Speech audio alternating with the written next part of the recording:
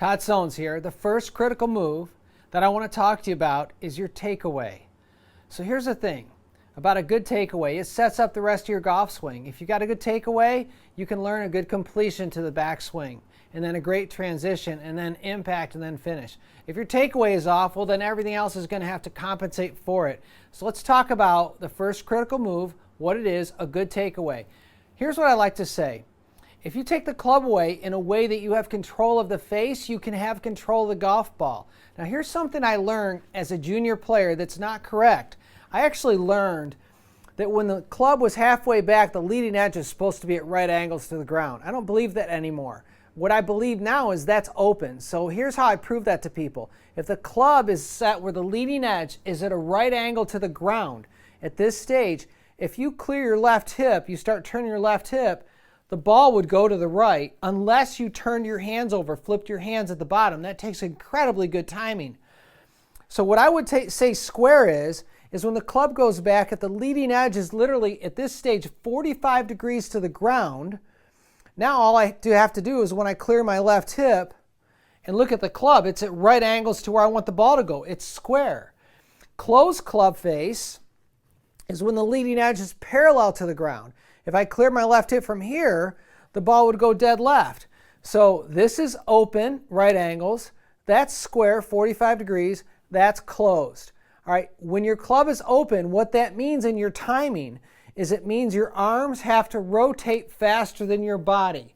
That's kind of flipping the golf club, hard to manage. And your misses way right, way left, hard to control. You have to have perfect timing, great coordination, and a lot of time to practice. When the club is closed, that means your lower body has to clear, open up, rotate faster than your arms do. Now, I will say this. There's some great players who favor a closed club face. Dustin Johnson, for one. But again, very flexible in the hips, very fast with the hips, so they can delay the rotation of the club that way. That way they're not hitting, pull hooks. So you got to have fast hips if you're going to play the closed club face. What's easy for most people, or easiest, would be just square. So 45 degrees, I take the club back, return the club where my body and my arms and hands all rotate at the same amount of time, so everything matches up a lot easier. So here's what I get people to practice to learn that position.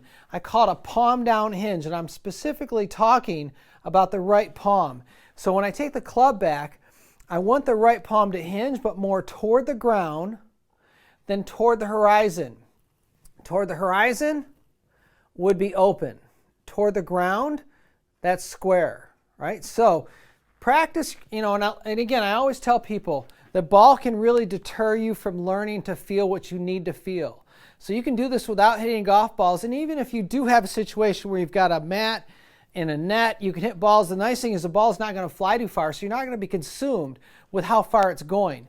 So you just sit there and practice a couple rotations, right? So take it back to about that far. Feel that right palm hinge down, right? Try to really feel it. Pause.